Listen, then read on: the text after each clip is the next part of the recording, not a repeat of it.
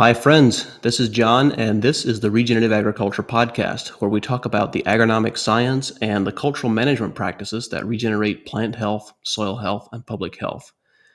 My guest for this episode is Dale Strickler from Green Cover Seed and from many other places as well, not just Green Cover Seed, but I think when we look geographically at all the places Dale has been, then it would make for an interesting map.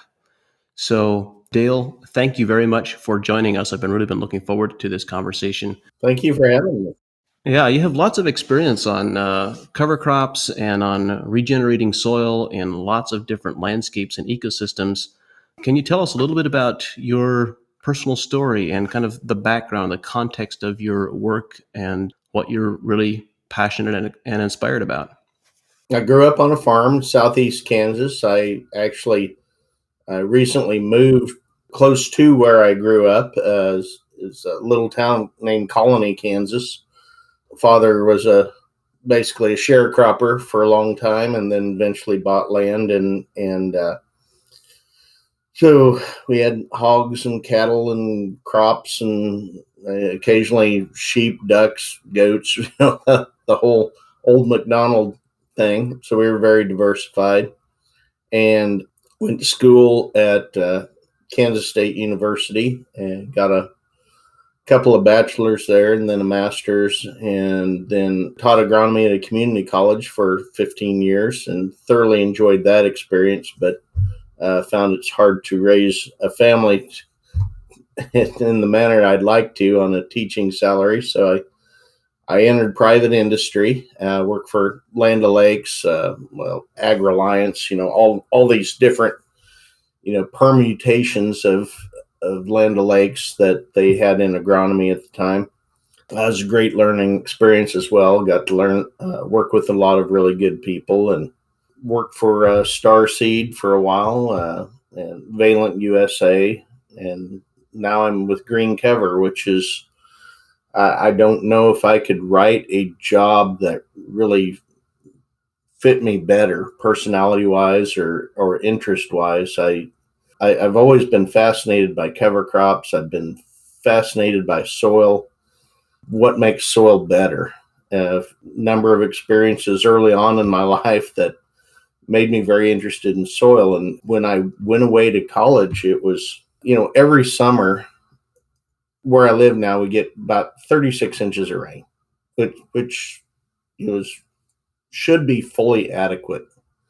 But every summer our crops would just burn up. Wow. I just thought we didn't get enough rain because all summer long, boy, we could use the rain. Boy, we could use the rain. And just like yesterday, I was driving through, and the area where I live now, we only got into the field to start planting 7 days ago.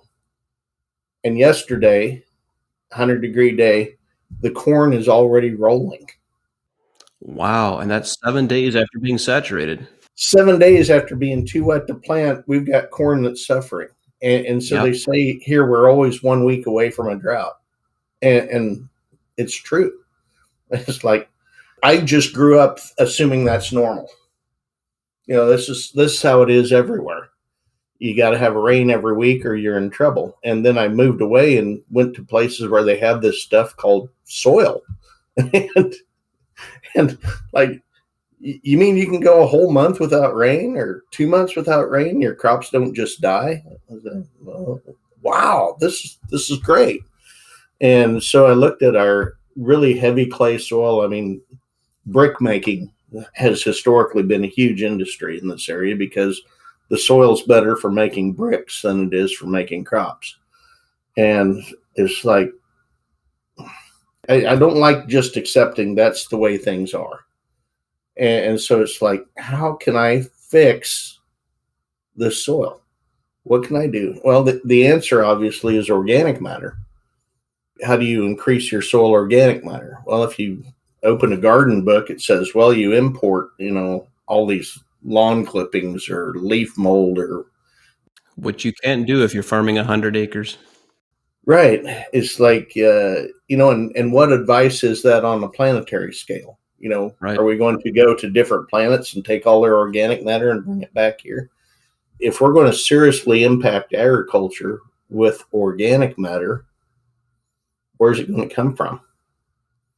And so that makes it necessary to grow the organic matter on site. And each and every acre gets enriched with more organic matter. How do you do it economically? How do you do it in an environmentally responsible manner? How do you do it without taking from one field and robbing one field to enrich another? And so that kind of became my challenge.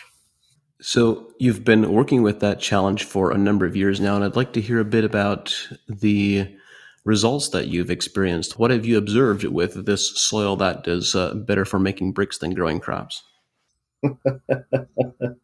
Well, I just moved back here for a while, but my brother has been farming the family ground along with my father, who now in a nursing home. But a couple of the practices that I really promote, one is really minimizing tillage, no till where you can. And the other is continual flow of root exudates into the soil with cover crops or perennial crops. It's hard to get quantifiable results. And sometimes measuring soil organic matter doesn't always measure soil function. It's like a savings account. The most important thing is that savings account getting bigger or is it getting smaller? And what's your cash flow? Things like that. But I can relate an experience at the farm I had where I had a small ranch for 20 years. When I bought the place, it was an irrigated cornfield. One field had been continuous corn for 42 years prior to my buying it. And then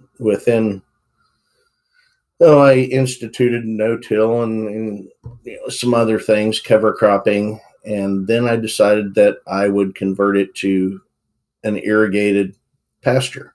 I was told it subsurface drip irrigation. It was furrow irrigated, converted it to subsurface drip irrigation.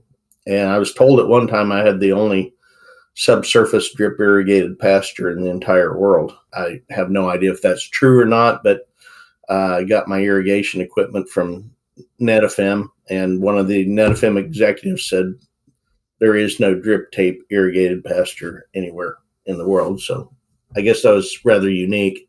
But the drip tape allowed me to eliminate tillage and also to put a perennial crop out there with, on the flat. I didn't like having the intentional gullies out there. I'd like to talk about drip irrigated pasture for a little bit. I'm of the persuasion that if people manage their pastures as well as they manage their cash crops, their pastures would be more profitable. They would be more profitable than their cash crops, particularly in the case of corn and soybeans. I agree. You mentioned that you're doing drip irrigation pastures to eliminate tillage. How do those two dots connect? Well, furrow irrigation was, I remember, I was so excited when I bought this farm and I began farming just like everyone else in the area, furrow irrigation, grew soybeans, decided to grow soybeans because it had been corn for 42 years. And so, well, I'll start rotating. Did the irrigation, the furrow irrigation, setting the siphon tubes, and I went down to the bottom of the field to see, where the water was coming out the bottom end of the field. And there was a big pile of soil that was there. And then after my first season, all that soil was now in the county ditch. And a county crew came along in the wintertime and scraped the ditch and took trucks and put it back out in my field. Like, how often do you guys do this? Oh, every few years. I'm like, oh my gosh. Wow. How devastating is this furrow irrigation to my soil quality? And I grid sampled the field, and the phosphorus test just stair stepped down away from. All my soil was moving downhill, and it was really impactful. So I decided, first of all, I got to get rid of the furrow irrigation. When I bought the farm, I had 17 acre inches allotted of irrigation, and then that year, the year I bought it, we had a water dispute with Nebraska. The river got my irrigation from the original source, dried up. My irrigation allotment got cut back to 5 acre inches. And I mean, that's essentially 2 waterings with furrow irrigation. It's useless. I said, well, this is the future, so I'm going to learn to stretch my water. That involves no-till. The subsurface drip was more than sufficient. And the neat thing about putting that to pasture, and drip irrigation pasture is a great marriage because, perennial vegetation just is great. But one of my goals was to restore my soil. The furrow irrigation, the tillage, it doesn't do soil any favors. When I planted the pasture, and the pasture was eastern gamagrass, alfalfa, chicory, trefoil, a whole complex blend. My soil organic matter was 1.9%, which is fairly typical for tilled fields in the area, around 2%. I took a soil test just recently, and after I sold the farm, it was, of course, tilled and put back to corn production. And yeah, it's a hard pill to swallow. Let's go back and mine it again. It did provide me an opportunity, though, because the ultimate measure of land quality in a farmer's eyes, well, how many bushel of corn can this acre grow? It's like the 100-meter dash for, how fast are you? Well, how fast do you run the 100-meter dash? How productive is this soil? How many bushels of corn can it raise? So I'll have an opportunity to find that out. But it also gave me an opportunity to soil sample it, because eastern gamagrass it's very clumpy, has an extremely dense root system. We tried to soil sample it, actually used a hydraulic probe, stuck it in the ground, and the truck went up in the air. Wow. The probe would not go in the soil. It was so dense with roots. Sounds to me like you had compaction issues. No.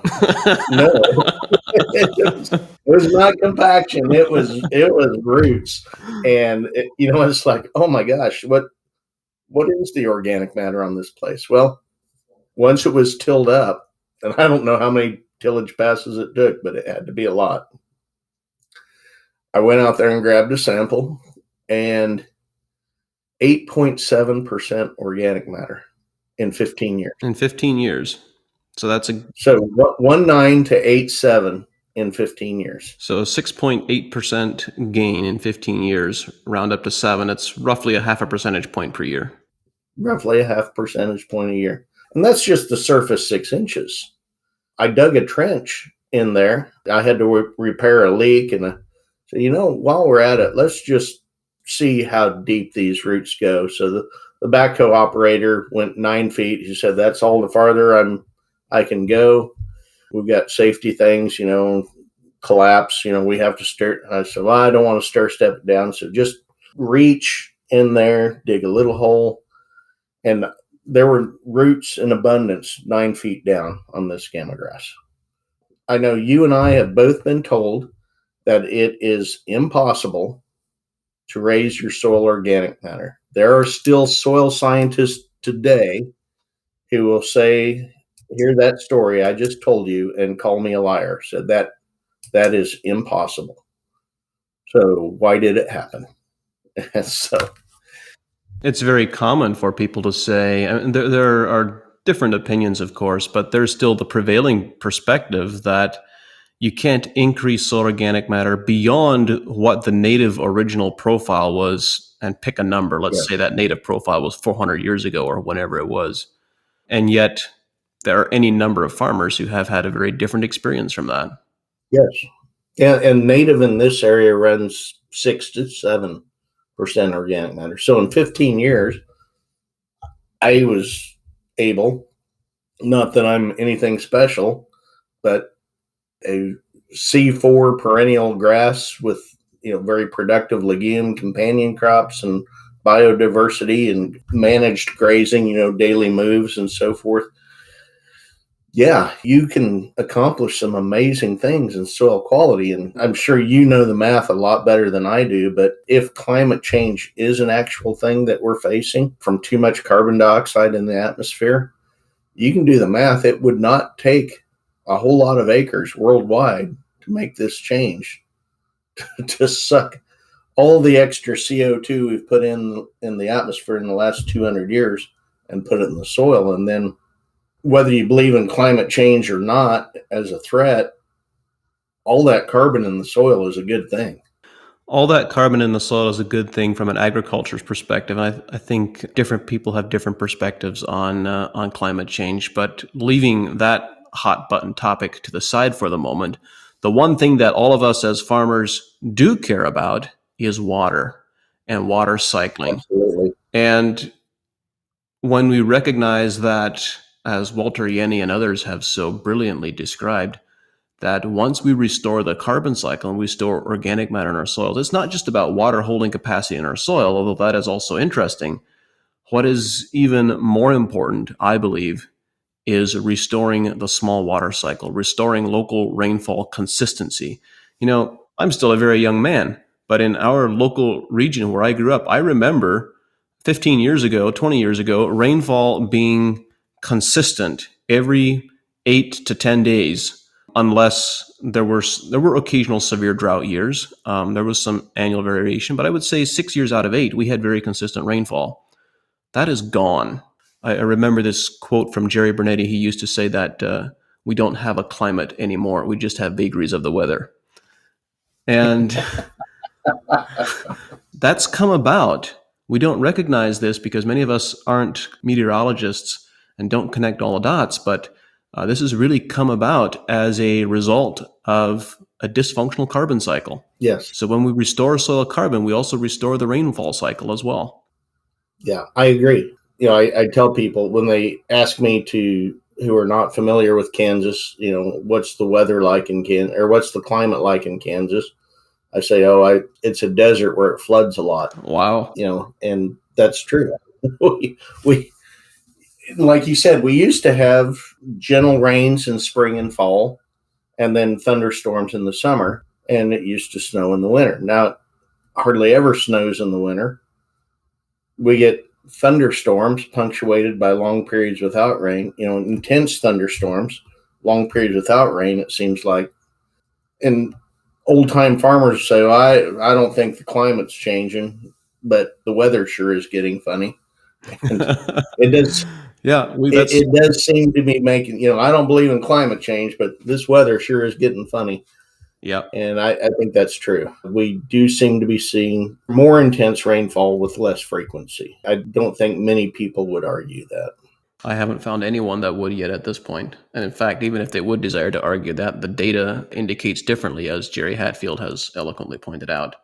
So, in addition to the experiences on your own farm, you've also had the privilege of working with lots of different growers in many different types of environments and ecosystems implementing cover crops. What are some of the memorable moments or remarkable experiences you've had that really stand out in your memory? Oh, gosh. I've had so many. I remember Keith Thompson. I spoke at a little farmer meeting about cover crops, and Keith Thompson spoke about no-till. And then we spoke just a little bit about marrying the two practices. And this was a long time ago, and years ago. And I was just starting to make these changes on my own farm. And Keith told me, he said, you know what you'll find out about combining no-till and cover crops? He said, your ground is going to stay wet longer and dry out quicker. Keith, that's an oxymoronic statement. That's mutually exclusive. That doesn't work. He said, you will know what I mean in about 5 years. And sure enough, I discovered what he meant. The soil does hold moisture longer, but it also it doesn't dry out quicker, but it does become plantable quicker. Because the cover crop pulls moisture out of the surface.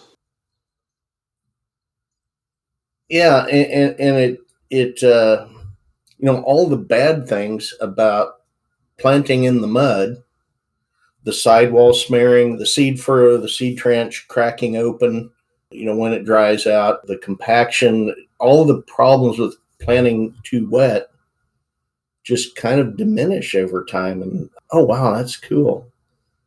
Another opportunity thing that I saw, I went to visit Shane New, who's now with Understanding Ag. And Shane's a good friend of mine for a while. And he just called me out of the blue one time. I went over to visit him, and he showed me this pasture, fescue pasture, where he had taken, essentially he had summer annual cover crops, and he had some seed left over in his drill. Says, I don't want to feed mice with this. And it's too late at night. I don't want to run the shop back and clean that drill out. I'm just going to make enough passes that it empties the drill. And here's this fescue pasture here. So he just drilled it out in the fescue to get rid of it, and not expecting any results. And it was just a winter grazed fescue patch close to the house for wintering animals. That stuff grew like crazy and made a huge amount of biomass. And then you'd think that would choke out that fescue. No, the fescue grew so much better under that canopy. So it just really, really changed the productivity of that pasture. It got me thinking about sunlight and sunlight capture. I think we really, really overestimate our ability to capture sunlight. And so much of our agronomic systems just don't capture sunlight at all. If you look at corn soybean rotation, how many months out of the year do we actually capture sunlight? It's only 60 days or so of peak period. Actually, for corn, it's 45 days of peak photosynthesis. Yeah. I mean, you said a pasture can be more profitable than a cornfield. Oh, no, it can't. So, well, the unfair advantage of the pasture is that you can design that pasture to capture sunlight over a much longer period of time. You can operate at peak photosynthesis for a long period of time. You can't on a cornfield. If you are growing corn in a monoculture, no cover crops, no companions, you are not operating at peak photosynthesis, but just a small fraction of the year. And that experience really made me start thinking about our solar efficiency. And of course, that, a cool season grass does not operate at peak efficiency in July and August. So what Shane did was he introduced some C4 warm season species that could make better use of that sunlight in the heat of summer period. What people in fescue pasture areas call summer slump. Why not let a more productive plant species get first crack at that sunlight? And then it got me thinking about temperature relations. How come that fescue grew better underneath that canopy than it did in full sunlight? Well, fescue grows better in October than it does in July, even though there's half the sunlight. I don't know the actual fraction, but there's far less sunlight in October than there is in July. So by putting that canopy over that, it essentially, as far as the fescue is concerned, it changed a July day into an October day. Less sun, but 20 degrees cooler. And it was amazing. There's lots of dynamics in play there. And I think your comment about combining different species, warm season grasses, I shouldn't say species, but different types, warm season grasses, cool season grasses, legumes, and so forth, is an important framework to keep in mind when we think about developing different combinations and so forth. But when we think about photosynthetic efficiency, I've been beating the drum for a decade that our plants are only photosynthesizing at 15 to 20% of their inherent photosynthetic potential. Mm-hmm. And I've said it often enough that people, they understand intellectually that that's the case, but it hasn't really penetrated what that actually means for plant performance. And you're describing a couple of different aspects. One is having plants present during all the days where photosynthesis is possible that are capable of capturing that sunlight. So it's extending the window, if you will, of photosynthesis. The duration of photosynthesis. Yeah. Yeah. and which is very important. And then there's also what you described with fescue, is that you can increase the photosynthesis of a plant based on the environment that it's in and based on its nutritional profile. It sure added to the productivity of that pasture, I'll tell you that. And that was a real eye opener there. You assume it's like the elephant, when you take a baby elephant and you tie it to a stake and it pulls and it pulls and it can't get away. And then that elephant, as an adult, you just put it to a little stake in the ground that it could pull out in a flash, but it doesn't, because it assumes that it's impossible. And I think we are so often elephants tied to a stake. I love that. Because we have put limitations. That's the maximum we can do with this. And you hear that said, well, that's the best we can do around here. Like, and everywhere you go, farmers use that term around here, and that won't work around here. That won't work around here. You can't do that around here. And like the laws of physics change, within 30 miles of their house. Yeah, and if a farmer 5 miles away is successful in implementing something, oh, it rained more over there, Yeah. or less, or whatever. Yeah, and it's basically just a rationalization of the mental limitations that we put on ourselves.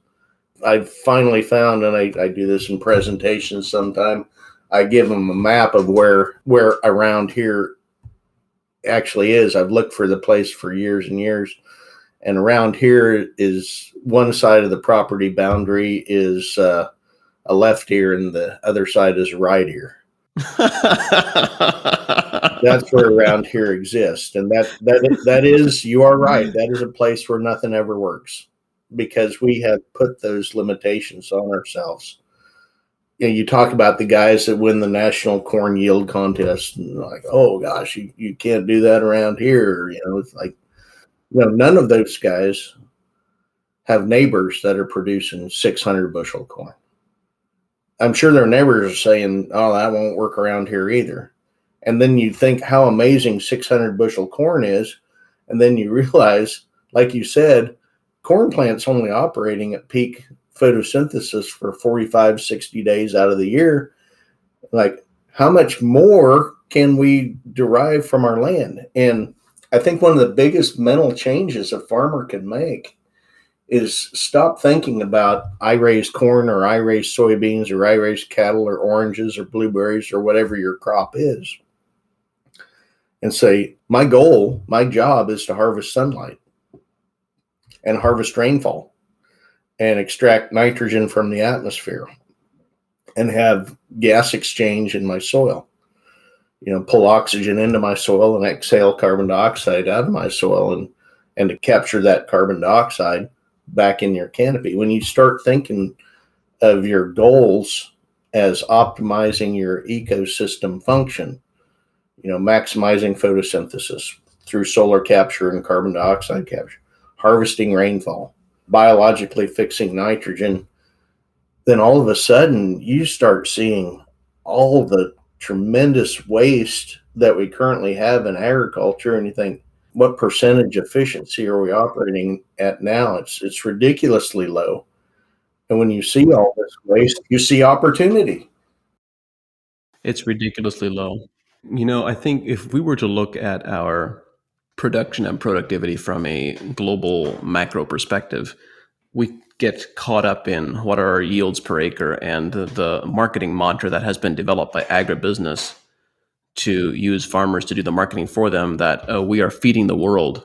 But in fact, if you started looking at measuring yield and measuring productivity in terms of calories per acre and grams of protein per acre, all of a sudden you would realize that we're actually doing a very poor job of harvesting sunlight and converting that into calories and protein, and that there is a lot of untapped opportunity left on the table. So it's a different perspective than looking at it purely in terms of bins and bushels per acre.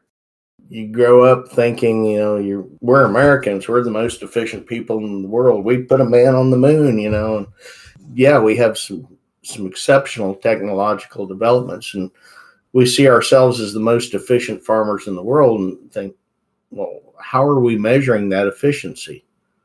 Well, I drive by the billboard all the time. One Kansas farmer feeds 155 people plus you.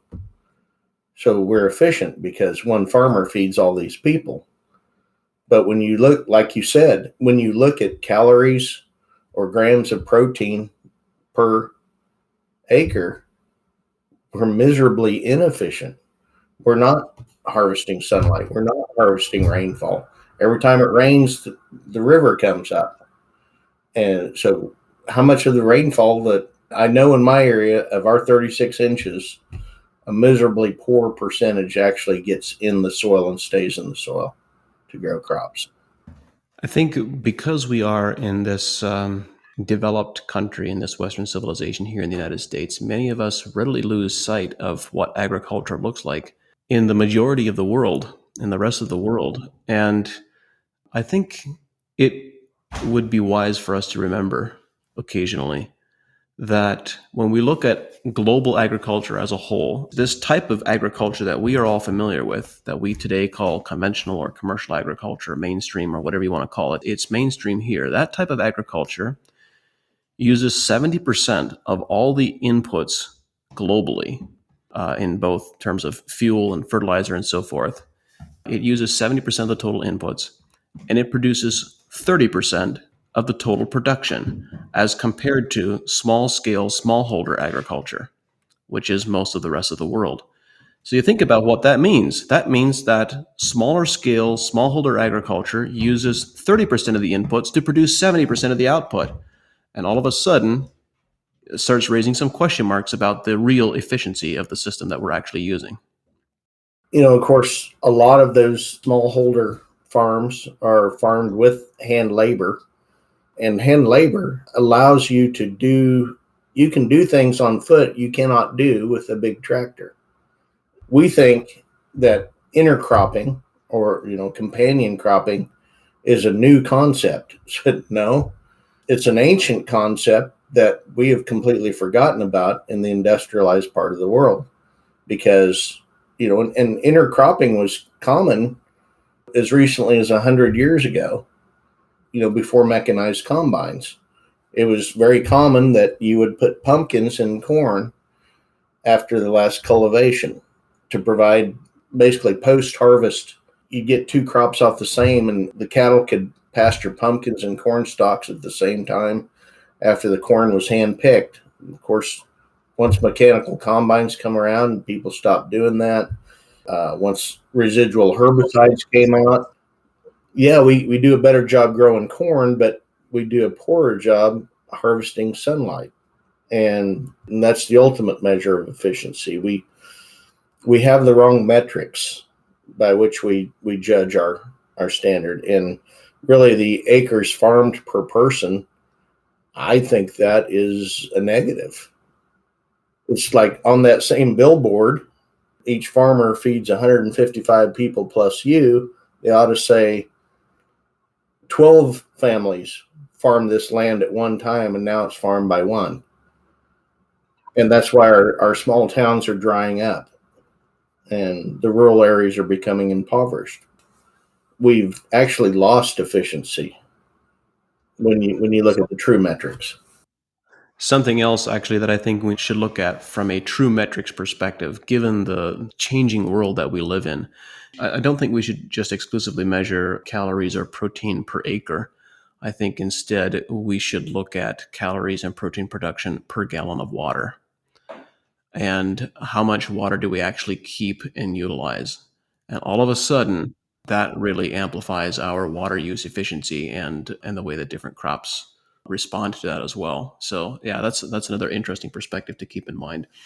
I've really enjoyed the books that you've written. I know that you have another book coming out. We want to talk about that a little bit as well. One of the observations you made that really caught my attention was your photo of you at the Morrow plots. Can you tell us a little bit about that? What was happening? What was going on?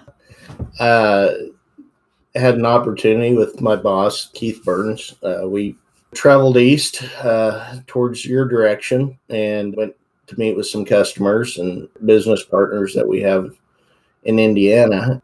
Keith asked me, where would you like to stop along the way? And one of the places I said was the Morrow plots, because that's the longest running continuous experiment field in the Northern Hemisphere, I believe.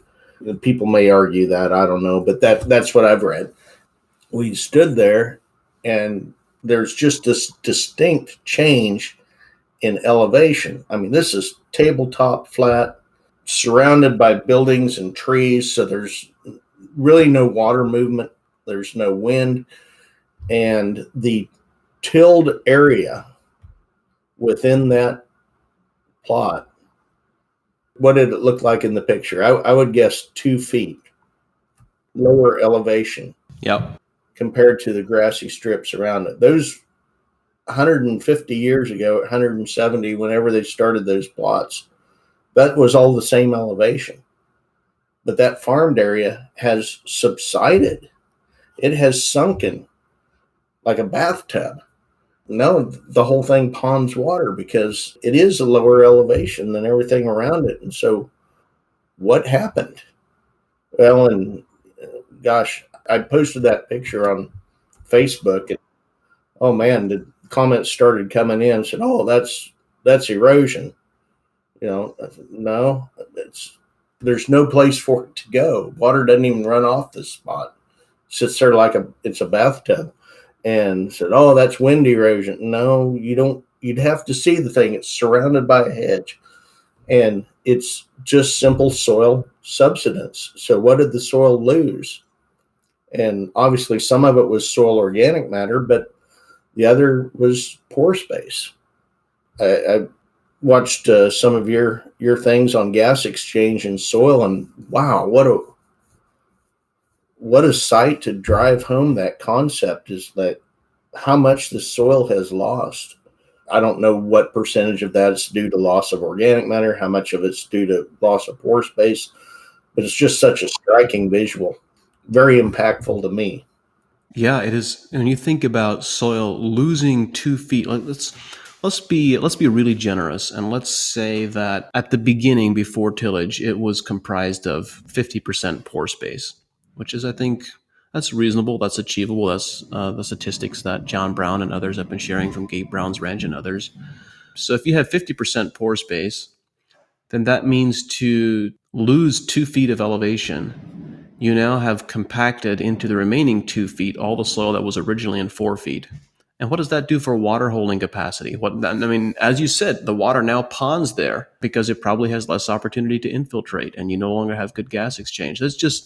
I'm really struck by the statistics from Iowa that the state of Iowa loses 2 pounds of topsoil for every pound of corn produced. I haven't done the math for other states, but I have no reason to believe that the data is significantly different for most other states in the Corn Belt. That is kind of a punch in the gut to realize that you're losing 2 pounds of topsoil for every pound of corn. That means soil is your biggest export. It's double your export of grain, and you're sending that down the Mississippi River every year. So that is kind of a big deal. But then to also realize that not only are you sending it down the river, because what happens when you have that subsidence and that collapse of soil structure, you now are also losing the available soil for the crop roots to interact with because they no longer can interact with the bulk soil environment in the same way.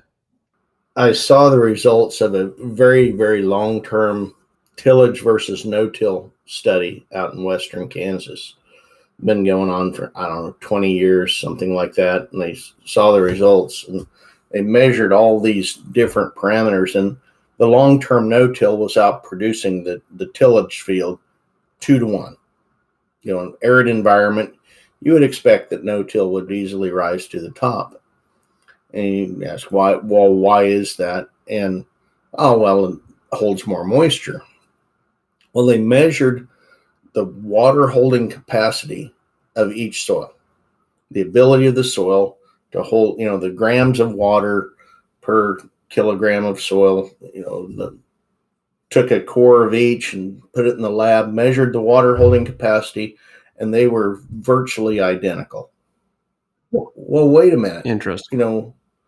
I thought the ability of soil to hold water would improve with, no-till, and it did, but it was extremely slight.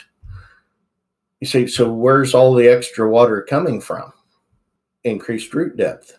Because of that pore space, you get this increase in pore space and soil structure, and the plant roots could just go that much deeper. And when they measured water extraction by foot, that's where the extra yield was being made, greater rooting depth because of the greater porosity and better gas exchange in the soil. I think this is a really important point. I have fresh in my mind the course that Harriet Mella has put together for Kind Harvest, which I've just been reviewing again this last week, and it just startlingly fresh perspective, from a completely different perspective than we often hear, even in the regenerative agriculture space. And she makes the point that when you compare, everyone talks about organic matter, and one of the significant benefits of organic matter being additional water holding capacity. And she makes the point that when you do the math and you compare the increased water holding capacity of organic matter compared to what that soil should actually be able to hold on its own, it's actually not that significant of an increase, which is exactly what you described. So, and when you look at it in terms of percentage increases, it's actually not that significant, 5 to 10% increases in water holding capacity, but it increases the pore space and it increases the soil rooting depth, which you pointed out, which is exactly right. We measure water holding capacity a lot of times as volume of water per volume or per weight of soil. Well, one thing that extra pore space does is it reduces the weight. Fluffs that, yeah, it reduces the weight. So maybe we're measuring that the wrong way. You see the higher yields in a very arid environment, and that's obviously due to greater moisture availability. And when you take the same amount of soil and you increase the volume, then your water holding per weight of soil may not change, but your water holding per volume of soil and having simply more volume of soil, like, that photo in the Moro plots. There's obviously more volume of soil on the edge of that than there was in the tilled area. And that won't show up in water holding per gram because the two soils don't weigh the same. Right. What you're describing is essentially a parallel of the challenges of measuring carbon in the soil profile, and perhaps we should be measuring total water holding capacity in a 4-foot depth area, or we need to look at it in terms of volume rather than in terms of on a weight basis. You've had many different experiences, and I really appreciate your writing style and the books that you've written of being able to share stories of things that you've observed. And with all of the different experiences that you have had, what is something that you believe to be true about agriculture that is very different from the mainstream view or from the view of others in the ag community? I think we kind of alluded to it. I think that not sure quite how to word it, but that we've somehow hit some sort of ceiling on what we can do in agriculture. People say, "Oh, we're never going to be able to feed 10 billion people on the planet." I think that's a ridiculous statement because our current state now is just so inefficient, and I see wasted potential everywhere. I don't see those limitations. I see opportunities everywhere. I drive down the road and, boy, if they just do this and this, there'd be so much more productivity off that acreage, whether it's putting in a cover crop post-harvest on a cornfield or interseeding or aerial seeding or something. They could run, a crop of cattle on here. I said, gosh, if they just rotationally graze that pasture or, not graze it into the ground, leave enough canopy that it's fully photosynthesizing throughout the growing season. I think the thing is we have put such mental limitations on ourselves. I strongly agree with you. Just the framework that you raised of thinking about not being able to feed 10 million people in 20 years from now or whatever, 10 billion people rather. That is, several people who I've had on the podcast have strongly refuted that statement, citing the large number of proportion of food that is wasted and so forth. Just as a mental thought experiment, imagine what our agriculture would look differently and our food production would be different if we just converted the 40% of corn acres that go to ethanol to actual food crops. What if we started growing tomatoes and potatoes and rice on those 40% corn acres? There would be zero problem growing a surplus of food. That is not going to be a problem. We just simply have to shift and change the types of crops that we're growing. It's not that big a deal. Yeah. And I think another myth, and I have this recurring argument over and over, you get into circles where people are very concerned about the environment and the future of the planet. And I run in a lot of those circles. Of course, I'm kind of an oddball because I'm a cattle rancher. And so people say, oh, you're So you should be loved in those circles, but you're not, probably. I am dubiously accepted by some of those because they've had this idea drummed into their head that cattle are somehow, we've had ruminant animals on this planet for millions and millions of years.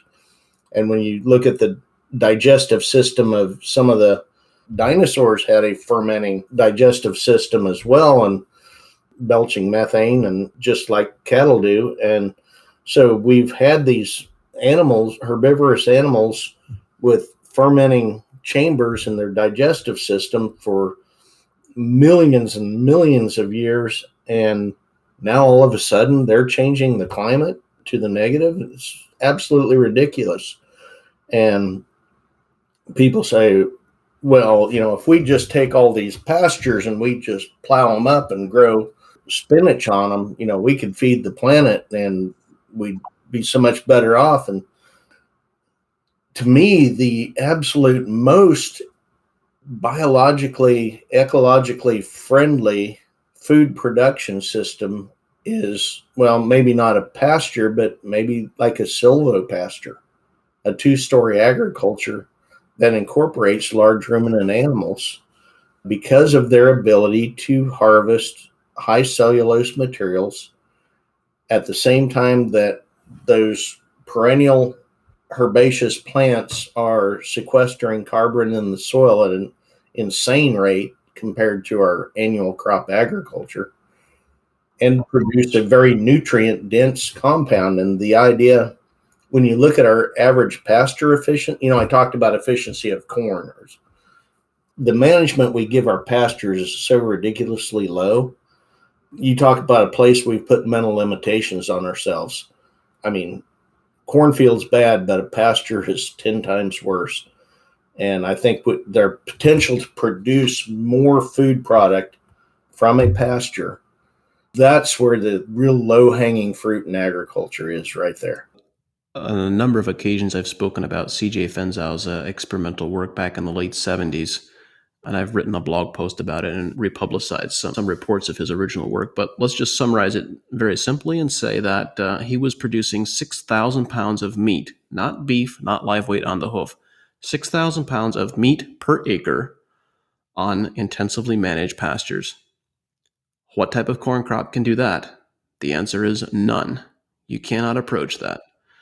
And so again, if you go back to looking at protein production per acre, meat production per acre, pastures and forages can absolutely win that. And Dale, I completely agree with you on misconceptions around herbivores. And it's such a ridiculous conversation. It's not even worth you and I getting into that discussion at this point. But we could have a series of podcasts on that topic. Yeah, but it's not really worth it because my perspective is it's simply that livestock producers are such a small percentage of the population that they are convenient and easy to blame, and they're more convenient than giving credit to the airlines where credit is really due. Yeah. I'm really interested in your perspective on this question, given your perspective that many of the challenges we faced are based on the mental limitations that we impose on ourselves.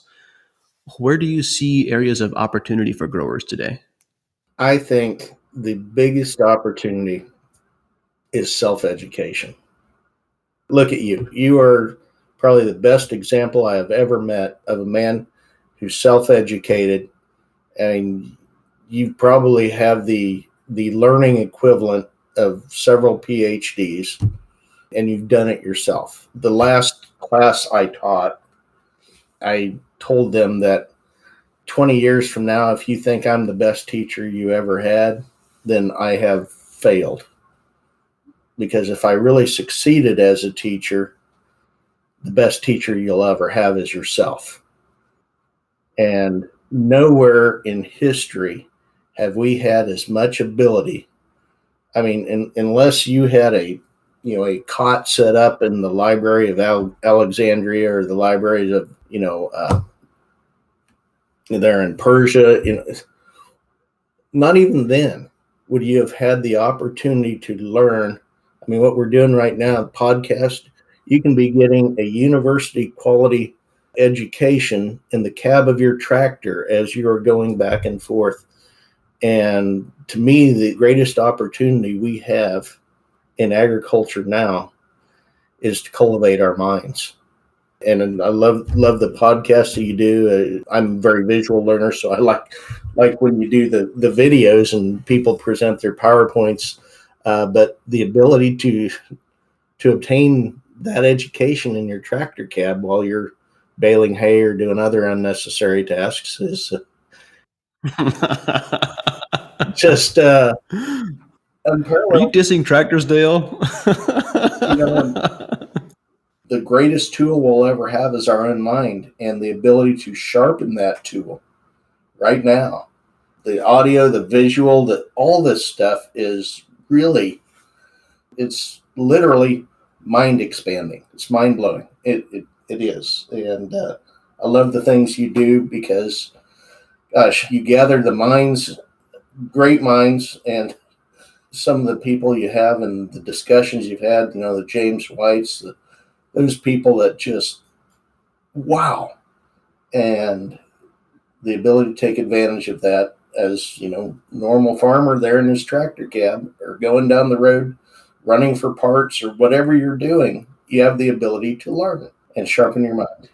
Thank you for the compliments, Dale. I agree with your perspective on the potential of learning and education, and that is perhaps one of the biggest untapped potentials. And I would say there is another that kind of parallels that.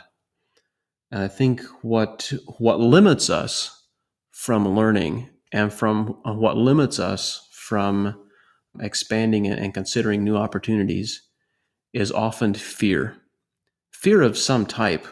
And every person's fears are different, but and that they are often subconscious. You may not even be aware of them. It's really fear is the foundation of what keeps us from moving forward. And so addressing that, learning about that, and the personal development should include and incorporate that in addition to the intellectual learning. Just one comment that I'll make on the intellectual learning is I strongly believe that the collective we, society at large, and the scientific community at large, we have all the knowledge and information that we need to develop a completely different agriculture and a completely different approach to plant nutrition. This is one of the pieces that I'm so amazed by. We're working on a project right now to write a deep white paper on a specific disease that is a quote unquote incurable disease. And so we started pulling together all of the literature and all the research on this specific disease that has been published over the last 60 years in the scientific community. And it is when you start doing that deep dive, it is incredible. All the information is there. Over the last 60 years, they have identified exactly what amino acid profile that this organism requires. They've identified the carbohydrate profile that it requires. They've identified the osmotic potential that it requires. They've identified whether it needs an alkaline or acidic pH and what the redox environment is in the plant shoots where this disease expresses itself. They've identified which enzyme cofactors are missing. Like when you put all the research papers together and you read them as one whole from the perspective of looking at this from a nutrition management perspective, the information is all there. We've had it all along. But the mainstream perspective is not evaluating that information through a lens of managing nutrition and managing immunity. Instead, they're looking at it from the perspective of how can we develop a bactericide or a fungicide for this problem. It's incredible to me that the knowledge of how to completely prevent this disease with nutrition management is all there and has largely been there for 30 plus years, and no one is implementing it. It is considered to be an incurable disease that decimates orchards across the country every year, and yet no one is really taking a different perspective on it. And so I point this out just to say that to your comments about self-education, sure, there are additional pieces that would be interesting to know. We could conclude every research paper by saying that there's more research that needs to be done. But we already know enough, in my opinion, we already know enough to have a completely different approach to what we do right now. So anyway, that's my soapbox. Well spoken. I have to agree. I mean, there's always more to know, but like put it into farmer talk, I already know how to farm better than I do. And we do. I mean, the knowledge is there, and it just behooves us to assemble all that knowledge into one entity and then take action. We don't do a great job of that in agriculture. Yeah.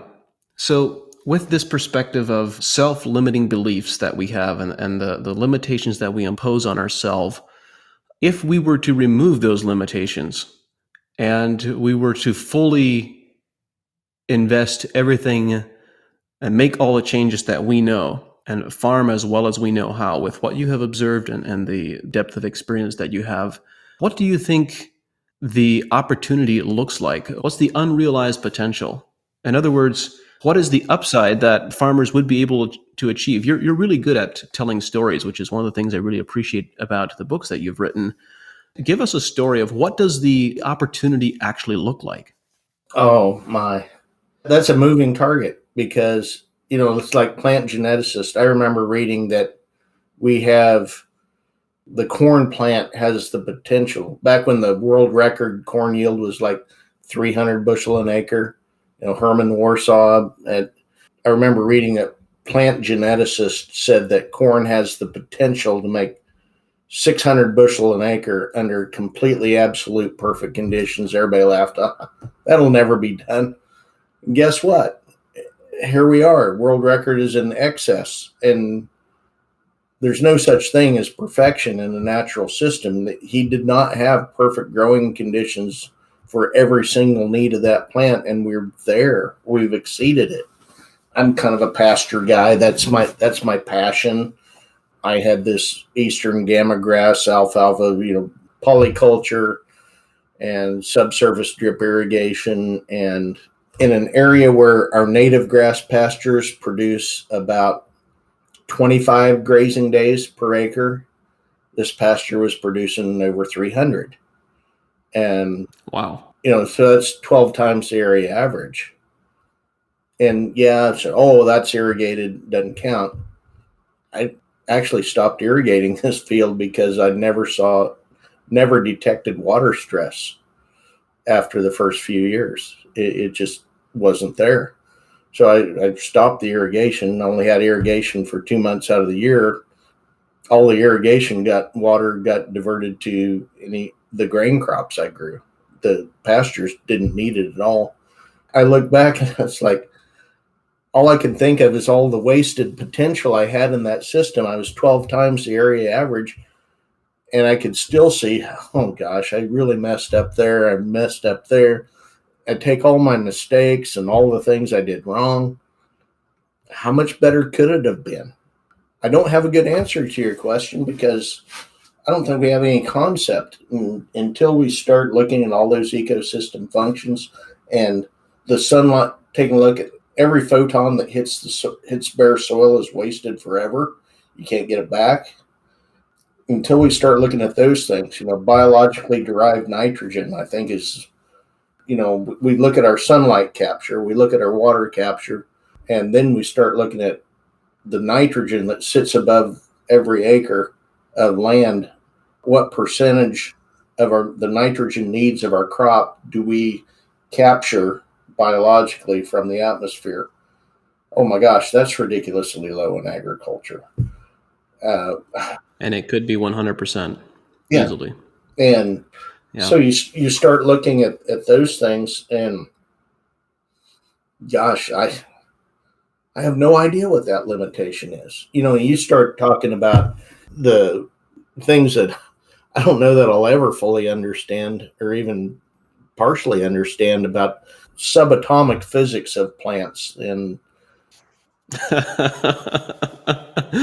wow, we're really getting in the weeds here. You were talking about the guy with the tomatoes that was getting them to harvest in just, ridiculously short amount of time by, manipulating the subatomic physics on plants. And I actually took a subatomic physics class in college. I didn't do well in it, but the things you're talking about are just blowing my mind. I have no idea where that potential lies.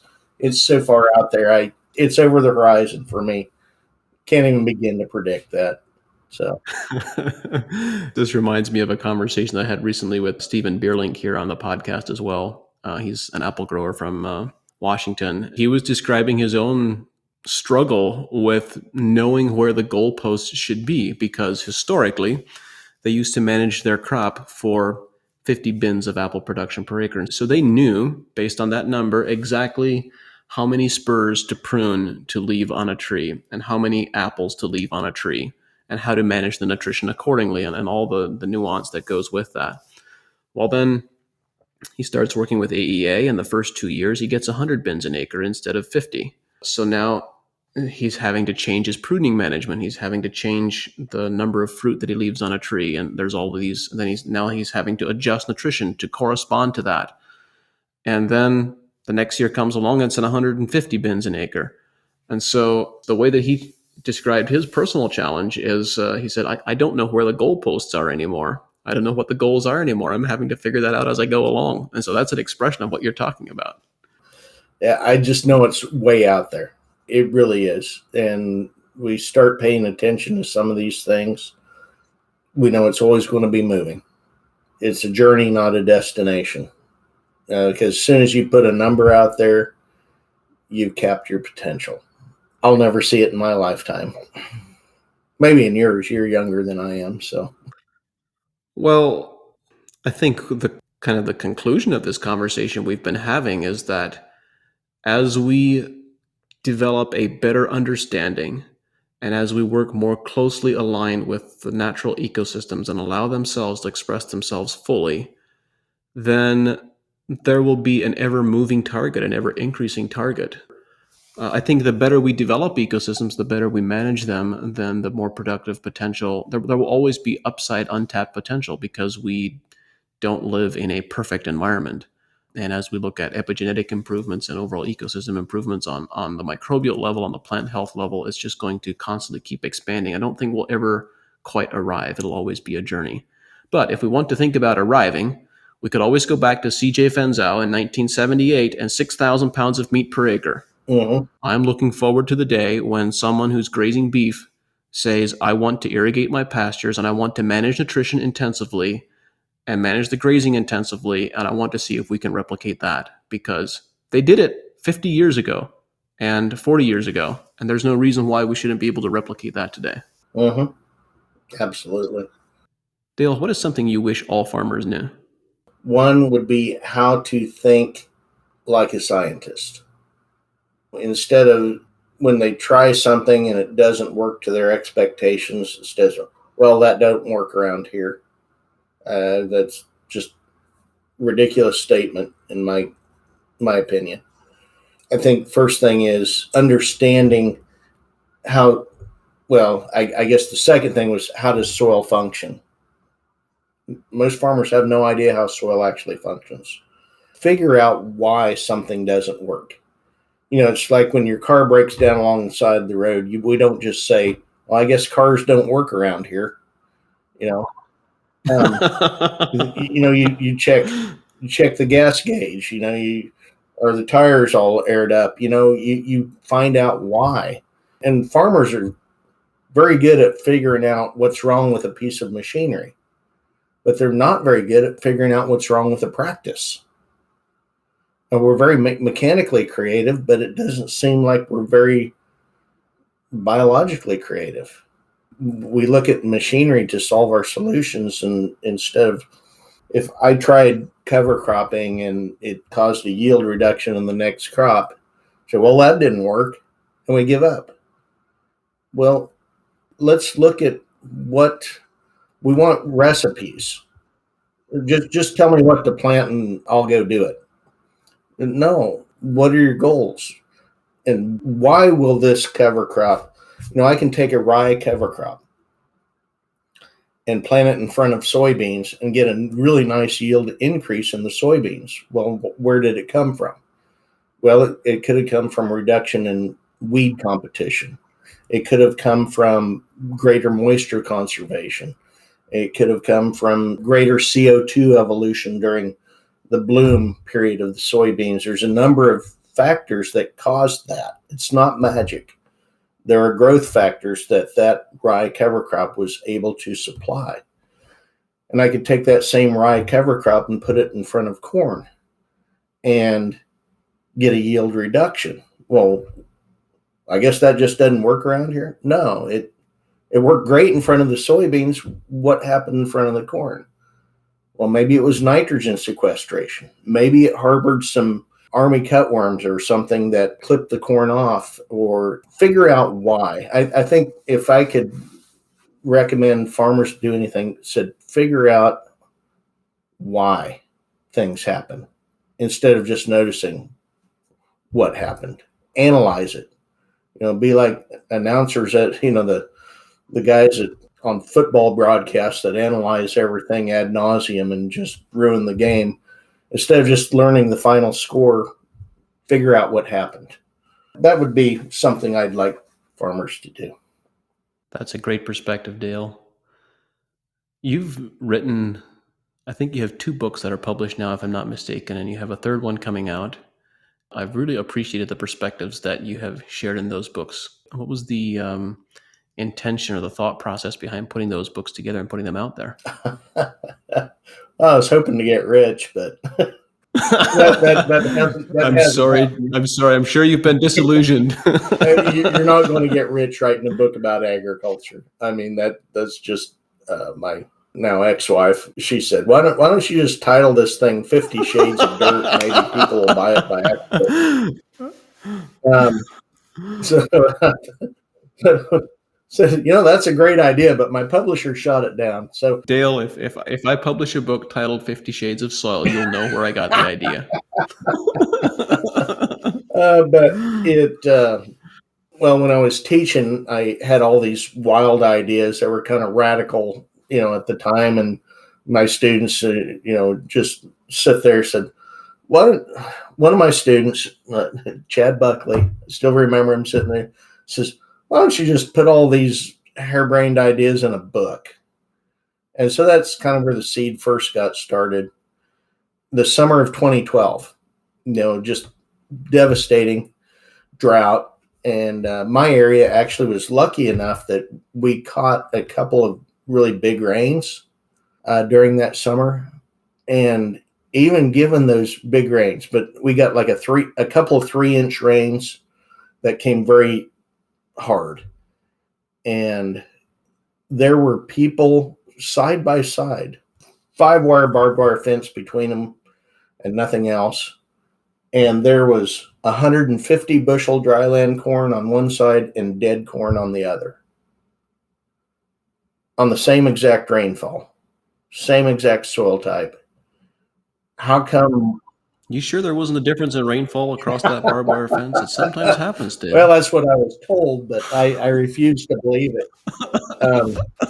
It's amazing. Rain just stopped right here. Dangest thing you ever saw. Difference in practices make a huge difference in outcome. It took that summer to really hammer home how much difference there was when conditions get really severe. So that's kind of what inspired me to write the Drought-Resilient Farm. And then my publisher asked, "Well, what else are you passionate about?" And I said, "Pasture." And they said, "Oh, well, write about that." So I did, and I really enjoy that. And I look back at those books and I think, oh gosh, there's so many mistakes in these books, and well, not so much mistakes, but things I've learned about since. I'd love to be able to update them from when I wrote them, because I've learned so much since then, and mostly from other farmers and ranchers that said, "Oh, I wish I'd been able to put this little bit of information in there, or this one." And that's the problem with a book. And actually, the book that's coming out this fall was the first one I ever wrote, but I couldn't get a publisher to pick it up. And then when they did say, "Well, it's time for your soil book to come out," I blew the dust off the manuscript, said, oh no, this will never do. There's so much more that needs added to this because I've learned so much more. And if I actually waited to write the book until I knew enough to write the book, it would never have come out. It's always going to be incomplete. It's always going to be insufficient. But if you wait till it is, you'll never write a book. So you got to stop somewhere and just good enough. Yeah. So I know as you're describing, there's always lots of things that don't make it into the book because either we don't know them yet or because there's just simply not enough room for everything that we do know that we would like to include. It doesn't all fit.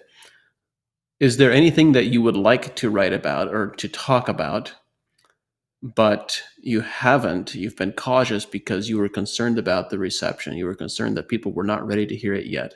I have been somewhat reluctant to talk about climate change. It's a very hot button politically. I can't claim to say I know climate change is occurring. I can't claim to have proof that it is or that it is not. Climate change has always, well, I think climate change has always occurred and is occurring. I think the bigger question is how fast is it occurring and are humans the cause of that? I think that's where the controversy lies. We all know the climate's changing because climate has always changed. The question is how fast, what direction are we heading, and are we causing it? And then I think finally, can we stop it? And then I guess another question is, should we stop it? We should be able to think about potential climate change objectively and scientifically, but and someone asked me, he said, why don't farmers believe in climate change? I said, I think if you talk to them one-on-one, pretty much all of them do believe in climate change. What they don't believe in, I guess, the idea that they don't believe in the solutions that are being proposed to combat climate change. I think that's where the opposition lies.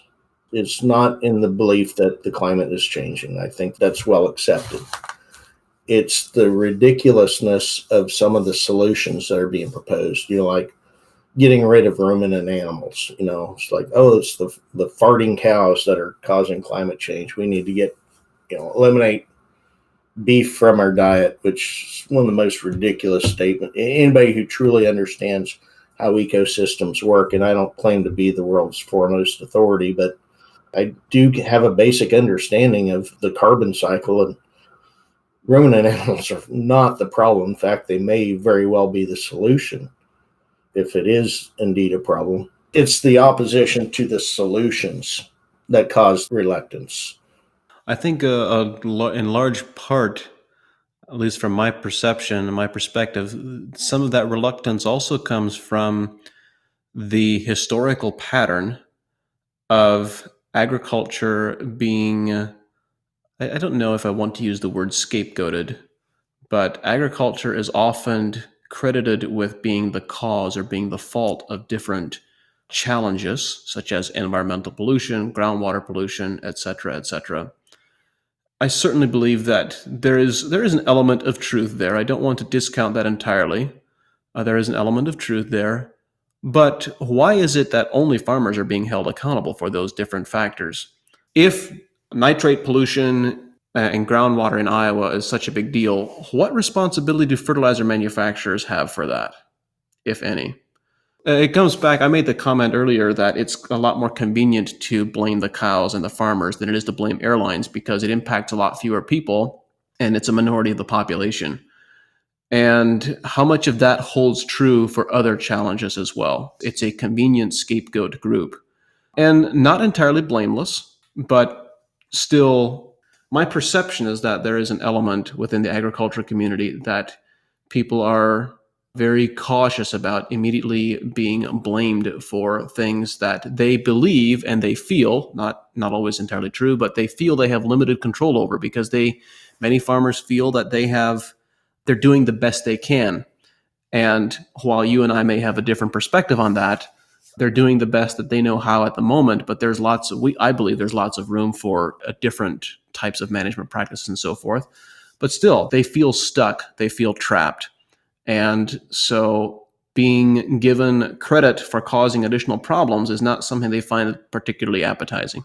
The flip side of that, though, being blamed for climate change or whatever, is the other side of that coin is that if we are the cause of these problems, we are also the solution to those problems. And perhaps we should be compensated to be the solution for those problems. I think there's an increasing awareness that farmers, our farm fields, if indeed carbon dioxide, if indeed we are causing climate change, and if indeed carbon dioxide in the atmosphere, or even water vapor in the atmosphere, like Walter Yenny and some others are starting to tell us, all those solutions can be created within our fields, and that may potentially be an income stream in the future that we look at. Maybe we will be compensated for that at some point. And I think it behooves us to arm ourselves with knowledge on how to do those things on our fields.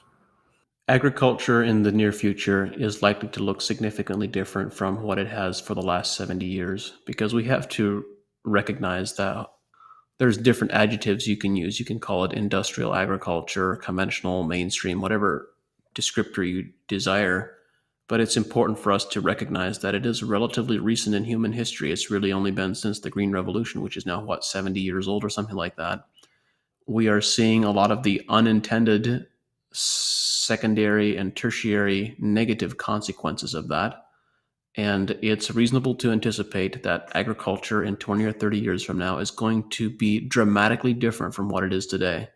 We need to be prepared for that. And this comes back to the comment that you made about self-education. If we want to be around for that time period and have a significant impact, then we should be preparing for that. Yeah, I agree. Dale, I've really enjoyed this conversation. Thank you very much for being here and for sharing your wisdom and your thoughts. For all of our listeners, we'll include links in the show notes to Dale's book. You have another one coming out. Dale, when is your book on soil coming out this fall? The Complete Guide to Restoring Your Soil. And what is the timing of when that will be available? That will be available this fall. Where right now the target date is October of 21. So okay, wonderful. I'm looking forward to it. Dale, thank you for being here, for sharing your stories and your wisdom, and we'll look forward to talking again. Thank you for having me. The team at AEA and I are dedicated to bringing this show to you because we believe that knowledge and information is the foundation of successful regenerative systems. At AEA, we believe that growing better quality food and making more money from your crops is possible. And since 2006, we've worked with leading professional growers to help them do just that. At AEA, we don't guess, we test, we analyze, and we provide recommendations based on scientific data, knowledge, and experience. We've developed products that are uniquely positioned to help growers make more money with regenerative agriculture. If you are a professional grower who believes in testing instead of guessing, someone who believes in a better, more regenerative way to grow, visit advancingecoag.com and contact us to see if AEA is right for you. Thank you for listening, and we look forward to working with you.